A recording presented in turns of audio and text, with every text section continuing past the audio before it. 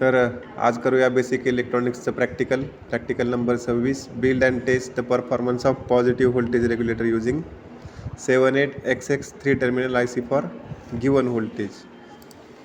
78XX हा एक positive voltage regulator आहे. XX stands for voltage, 78 stands for positive.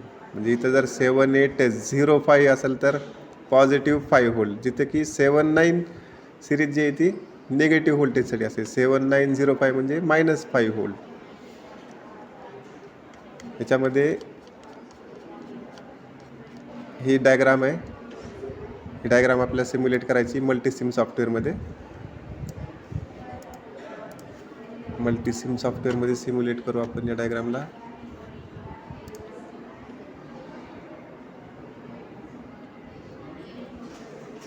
या ICचं जर डेटा शीट बघितलं तर minimum voltage requirement input voltage याला 7 व्होल्ट लागतं. म्हणजे जे काय व्होल्टेज रेग्युलेट करणार आहे ते 7 व्होल्ट नंतर करणार आहे.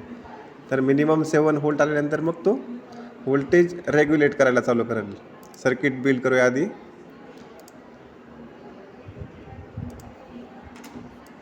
Regulator IC LM7805.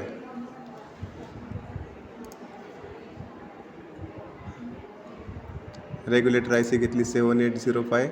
नंतर 1 किलो ओहमचा रेजिस्टर,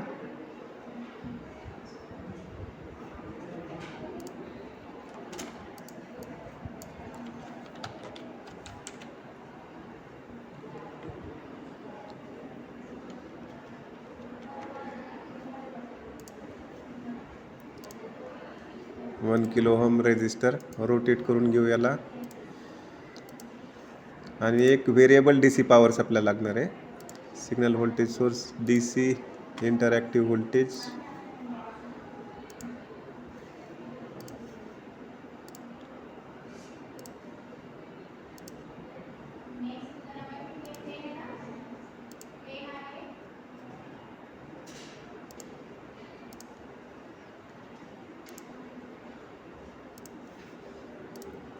शेवटी ग्राउंड.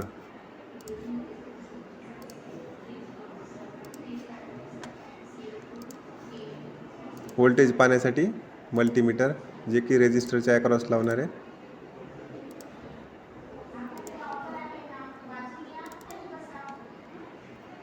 मॅक्सिमम व्होल्टेज 20 व्होल्टपर्यंत दिलेलं आहे. इन्क्रीमेंट 10% घेऊया आपण याच्यामध्ये. ठीक आहे. सर्किट बिल्ड करून झालेलं आहे. तर आता याला सिम्युलेट करूयात. हे झालं circuit. 7805 IC, variable DC power supply, 1 kilo ओहमचा रेजिस्टर आणि मल्टीमीटर. ऑब्झर्वेशन टेबल दिलेला आहे. तर प्रोसिजर बघू आधी. प्रोसिजरमध्ये काय आहे, सर्किट तयार करायचं आहे आणि व्होल्टेज मोजायचं आहे. हा ऑब्झर्वेशन टेबल आहे इनपुट व्होल्टेज आणि आउटपुट व्होल्टेजसाठी. नंतर कॅल्क्युलेट करायचं आहे लाईन रेग्युलेशन. लाईन रेग्युलेशनचा फॉर्म्युला दिलेला आहे, change in output voltage divide by change in input voltage, आणि हे पर्सेंटेजमध्ये आहे म्हणून मल्टिप्लाइड बाय 100. तर हा टेबल इकडे ड्रॉ करून घेतलेला आहे मी. व्होल्टेज इन्क्रीमेंट 2-2च्या स्टेपमध्ये, 2, 4, 6, 8, 10, 12, 14, 16, 18 आणि 20. तर फटाफट सर्किट सिम्युलेट करूया आता. रन केलं सर्किट, मल्टीमीटर. तर व्होल्टेज सुरुवातीला किती द्यायचं आहे, हा रेग्युलेट करायला चालू करेल 7 व्होल्ट नंतर. ठीक आहे. तर आधी घेऊया 2 व्होल्ट. 2 व्होल्टसाठी आउटपुट व्होल्टेज मल्टीमीटरवरती किती दाखवत आहे, 591 milli volt. For 2 volt 591 milli volt output voltage. आता 4 व्होल्टसाठी for 4 volt output is 2.53 volt. 2.53 volt.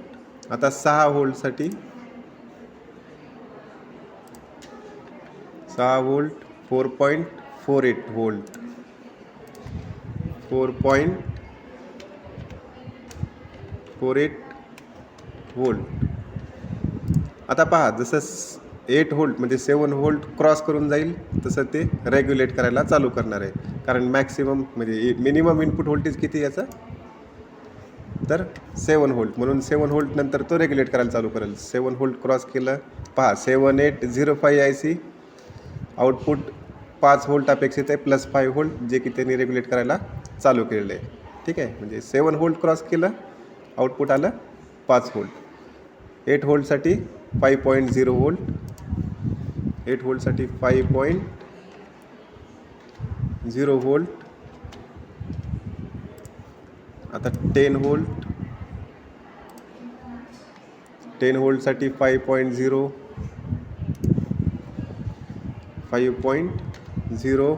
Volt.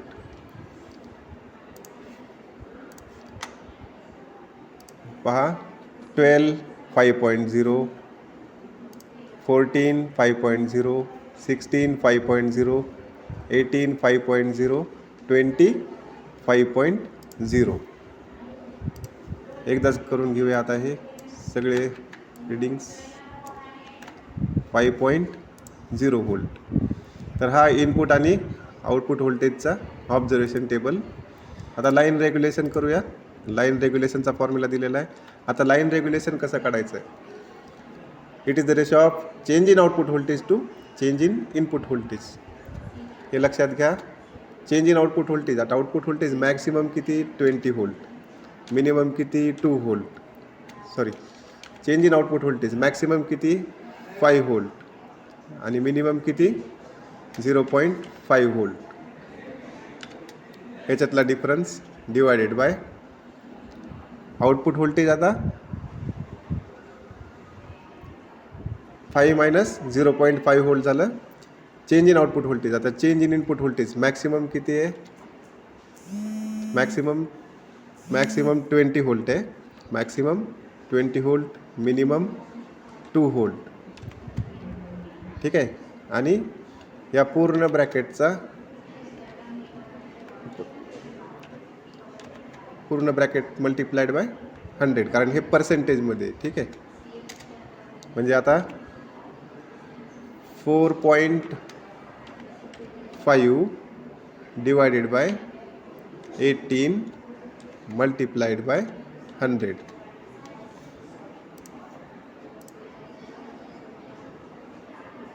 कॅल्क्युलेटरवरती calculate करूयात. 4.5 डिवायडेड बाय 18 मल्टिप्लाइड बाय 100. तर व्होल्टेज रेग्युलेशन झालं 25%. व्होल्टेज रेग्युलेशन झालं 25%. ओके.